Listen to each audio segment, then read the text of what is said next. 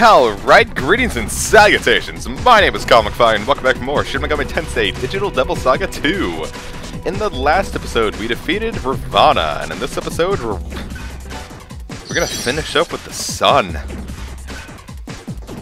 Let me rephrase that at least. We're going to get to the end of the sun. Finishing up would imply that we're done with the game. And we still have the finale, which is next episode.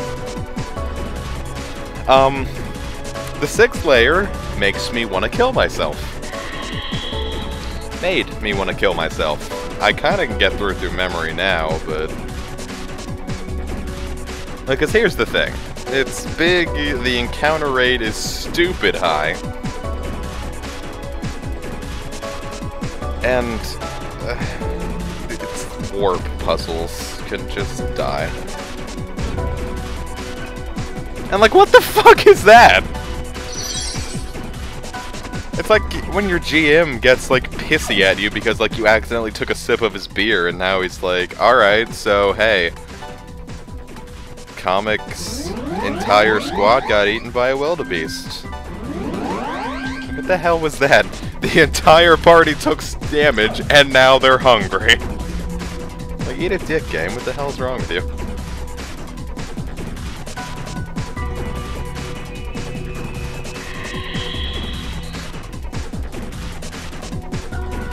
Anyway, if you take the wrong warp, it just warps you a little bit outside of where,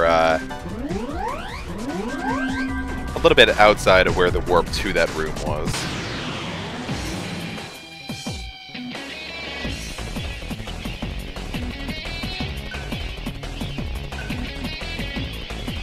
Now, I believe Parvati is immune to every single bit of magic in the game. Besides, like, Almighty or something. Now, if you want to fight one of the optional super bosses, you need to fight Parvati over and over and over again until you get her rarest item, the Pinaka. Now, if you have everyone with item find on it, if everyone has item find on them, it's much easier to get. In fact, when I actually had to go searching for it, I had item find on it and I got a Pinaka from my very first Parvati.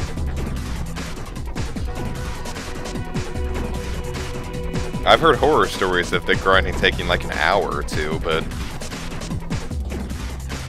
Item find, yo. Esoteric 3, I believe.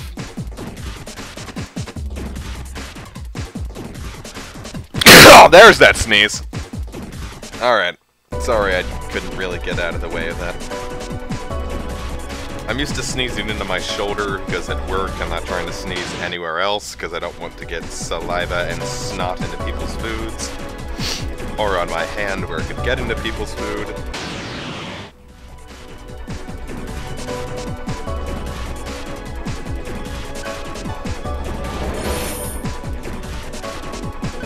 And we get a Synchro Ring, which is... God, if it's not one of the best rings in the game. It makes it so combo skills only take one icon to use. Which means you only... As long as the person who is... I'll wait for that. This is Narasimha, who's the exact opposite of Parvati, in which case he's immune to pretty much every physical attack, but incredibly weak to magic. And also has really scary physical skills that we didn't get to see here, and I also don't think I ever show. I've never been hit with one of his skills because he's never gotten the drop on me. If you want to fight the other optional super boss, you need to get the Nandaka from Narasimha, which again, I got for my first try with item find on everyone. Also, Narasimha is a really, really cool name. But as I was saying, as long as the person using the combo skill is initiating the combo, it only takes one icon to use. And I think that's the case, like they can't just be part of the combo, they have to be the one initiating the combo, lest it might be too powerful. It's basically required for the final super boss. Like, you won't have enough turns to play with if you don't use it.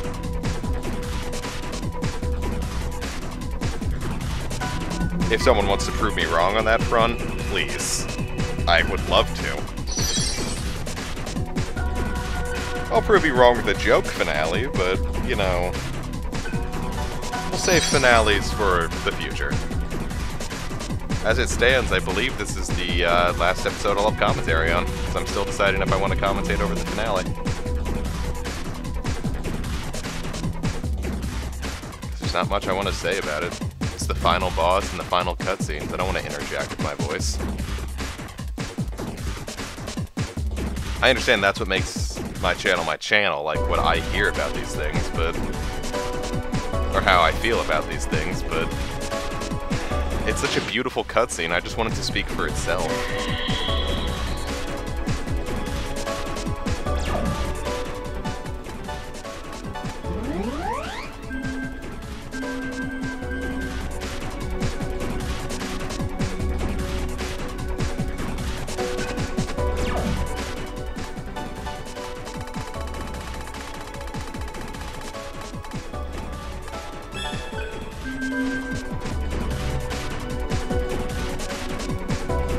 So I'll say about the finale, I really like it. I just really, really love the finale of this game. And I didn't at first. I wanted to hate this game so bad the first time I played it because Digital Devil Saga 1 was so perfect to me, and this just seemed to try to kick me in the dick for trying to play it like DDS 1, and that pissed me off. Oh hey, an Arhabaki! Eat cocainus! Okay. That didn't work as well as I'd hoped.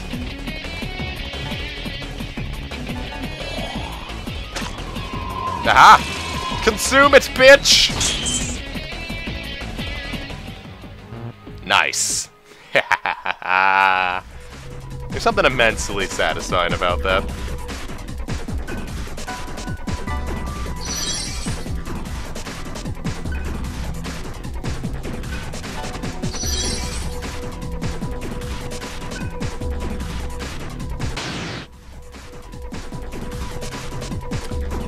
Well, you know what, this is really my last... if I'm not going to commentate over the grand finale, then this is my last chance to say how I felt about this LP and the game in general. And I will say, I'm... oh hey, another Babaki. I actually got my current Skype icon from this fight. Just because, like, look at... or maybe not this one. No, I edited out an Arhabaki fight, that was it. Like, its face is just like, what the fuck did you just say? With like the little cowboy, like, hands out to the side thing. That's all this room had. It kind of reminds me, its speech pattern reminded me of Jinx in the Pokemon Mystery Dungeon games, where it just spoke in icons. You could say it's like, oh, it almost sounds human, but in the Dex entries, but I suppose, having actual words in Mystery Dungeon would ruin that. Which is weird, because Smoochum can talk just fine, I believe. Alright, but I'm really glad I LP'd this game. Like, I spent a year and a half, actually, yeah, exactly a year and a half, trying to find ways around LP in this because I had such an awful time the first time I played it. And playing Digital Devil Saga 1 without doing post and being able to edit everything out, I'm like, what am I going to do? I'm going to hate this LP, and it's going to make the LP a not-so-fun experience for everyone involved. And when I just decided to go to post, is when everything felt better.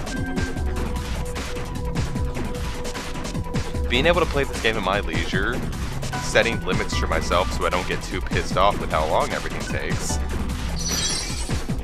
I have a newfound respect for this game. I don't think it's perfect. Like, some things feel kind of, like, some of the plot points just don't feel right. It almost feels like too generic JRPG, almost. Like, DDS1 had, like, a really unique plot that I really wish I could see more of, besides having to wait for the Quantum Devil Saga translations. God bless you, Kevin Friend, by the way, for handling that, if by any chance you're watching this LP.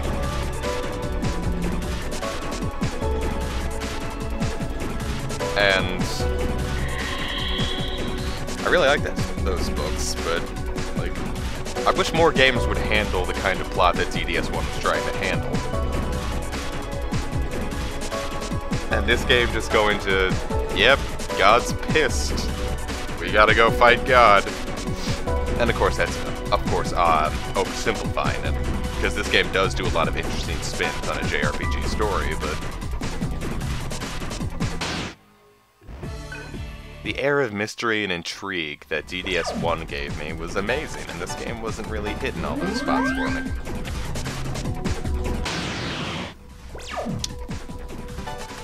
With the way the story went, I don't think this... I feel like this game did it the best that it could be done. Would I ever go back and replay this game? No. I mean, not doing all that grinding again. Hell no. I only did that for the LP, which is why I had fun.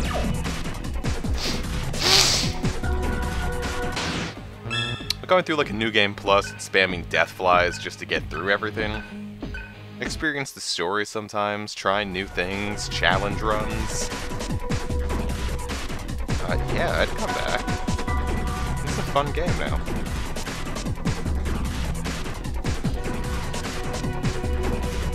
Is it my favorite SMT? No. I still feel as though Devil Survivor Overclocked is my favorite SMT experience.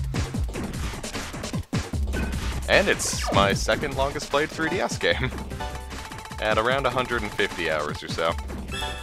Monster Hunter 4 Ultimate has since doubled that in a much shorter amount of time, but, you know, Monster Hunter. But this LP, I've had a ton of fun with. Especially after how long Nier took me to complete, with how just everything went wrong while recording it. Like, I had to take week-long breaks, 2-week-long breaks. I had to make everyone wait. That wasn't cool, and I feel like that really killed a lot of Nier's momentum on my channel. It still holds the record for most amount of views on one of my videos in one day. It broke like 100-something on the first day it was uploaded. Episode 15 of Nier, after all. But towards the end, it really started dropping in popularity, and I really feel as though my sporadic uploading schedule had a lot to do with that. This one, I felt like being able to just sit down and drill and kill really made the LP a better experience, a lot more fun for everyone involved. And I know some people didn't like how I do things in post, like with cutscenes leaving them totally silent. And I know, like, the whole reason you listen to the game is, or my LPs, is to hear what I have to say about things. But again, I feel like in a story-driven game like this, especially after I'd played DDS1, like, it'd be incredibly important for the story to speak for itself. Like, these are plot points we spent 2 LPs getting over. God, that was so cool. I mean, it has low accuracy, but it's super powerful. If you can get it to consistently hit, I think it's better than Executioner. But that's really playing the slots.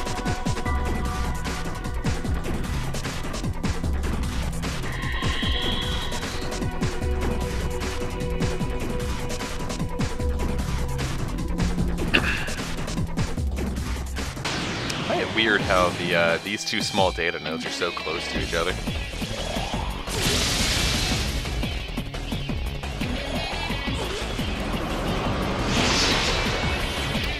This won't be the last boss we see that just likes to spam the second tier multi-hitting moves.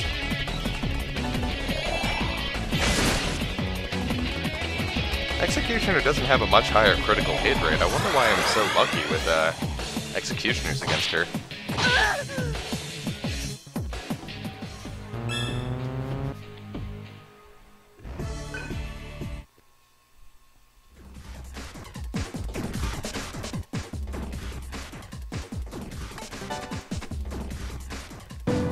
But I'm really proud of this LP. I put a lot of hard work into it. Some things I wish I'd handled a little bit better, like trying to clear up the quality of earlier episodes a little bit. And thus, in response, I'd love to totally do Nier over again to show everything, except fuck getting that platinum trophy again. But a lot of people seemed really happy with this LP. And these are that's the ultimate ice spell, Niflheim. And this will be the ultimate electricity. Am I not gonna go for it? I guess I went up through Esoteric 7. Basically, every of the elemental ones has like the sublime ice, fire, earth, wind, ice, fire, wind, bolt, and it has the ultimate skills: earth being Titanomachia, fire being Trisagion. I'm sure I'm pronouncing that wrong. Ice being Niflheim. Fire, no. Wind being Via. And bolt being Narukame. Persona 4 fans rejoice. And they're 48 MP a pop. Mega elemental damage, but they hit everything, so I feel like they slightly outdo things like Zeodyne and the Dying level spells. Much better than the Ma-Dying spells, but something about them doesn't feel right. I feel gimped when I use them, because the multi-hitty ones are generally weaker. Now, if there was a Mega one that just did straight-up damage, like a single target damage, I'd love that, but it doesn't exist. Also, Gale has no reason to ever learn Trisagion because he has Pyrophlegathon.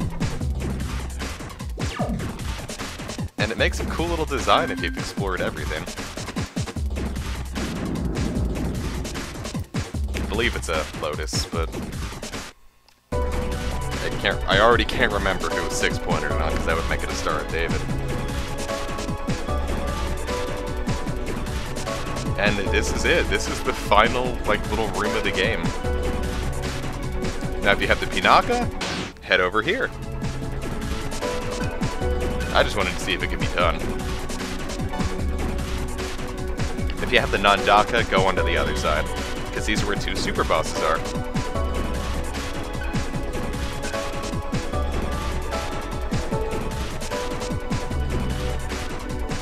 Save and heal up, because the last 2 bosses of the game are right across the room.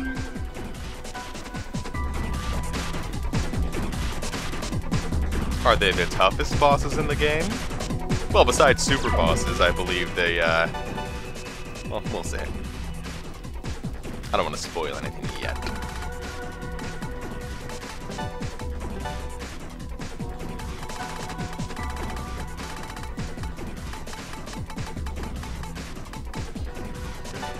I'm gonna throw on Reincarnate just for a little extra damage, even though, Ajudine's gonna do just fine.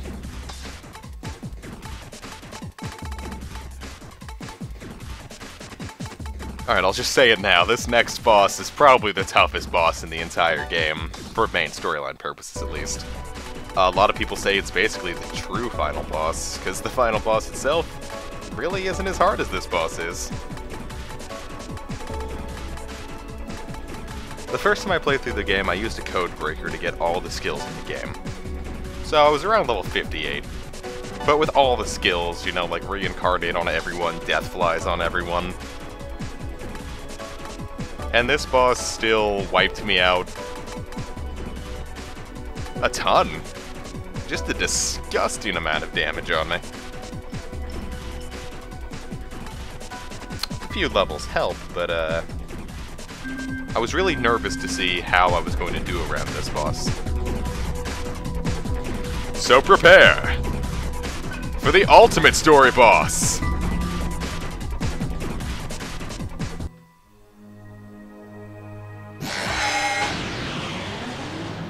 Yeah, that's right. We're not done with Meganada yet. You didn't think they'd let us get through the game without fighting it.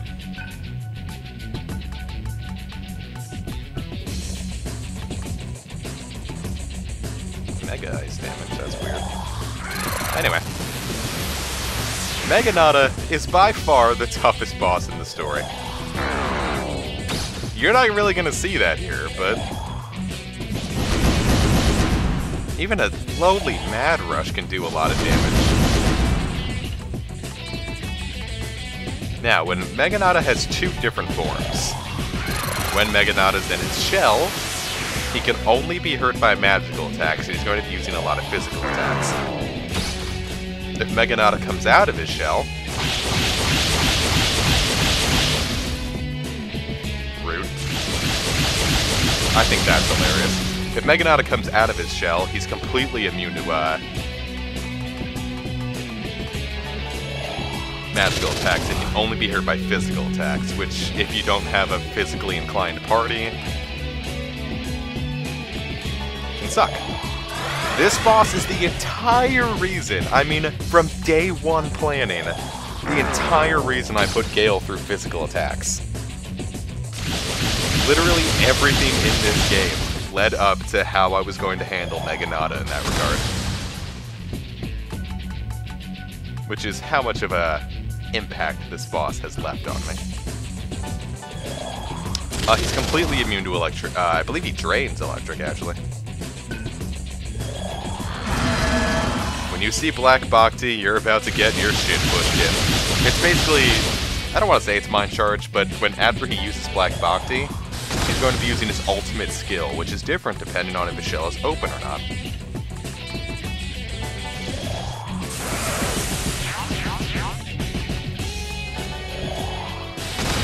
When his shell is closed, he uses Barrage Blade, which is by far the least scary of those attacks, but I believe it can crit. I can't say for sure, but it definitely does a lot of damage and hits multiple times. When his shell is open, Black Bhakti triggers Meru Thunder. And without a Drain Shield up, Meru Thunder is going to wipe your party.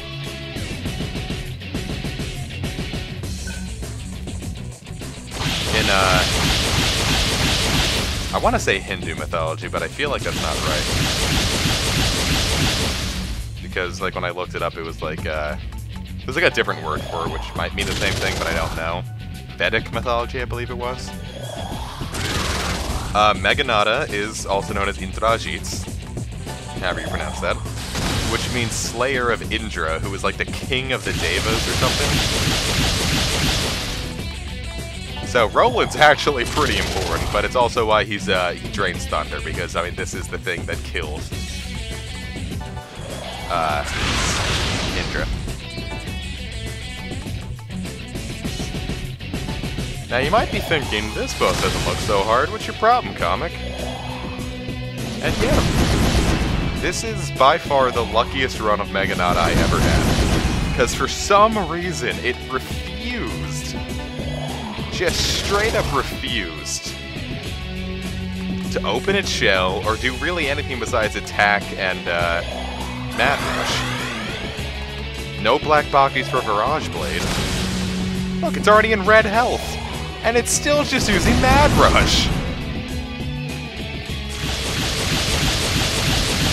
When I experienced this, I really thought I was cheating you out of an experience. So after this is done, play the game yourself, I'd wholeheartedly recommend. Or look up something like Master LL's fight against Meganada, and see how hard Meganada can be.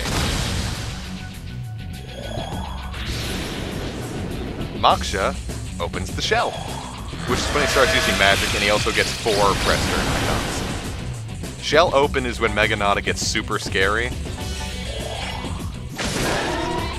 And he just came out to die. I made that fight look immensely easier than it's supposed to. I almost feel gypped. That's supposed to be the hardest fight in the game. Short of super bosses.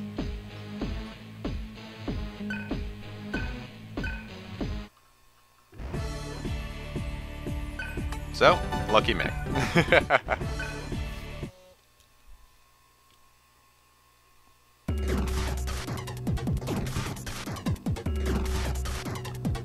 Well, all that's left is the all that's left is the final boss.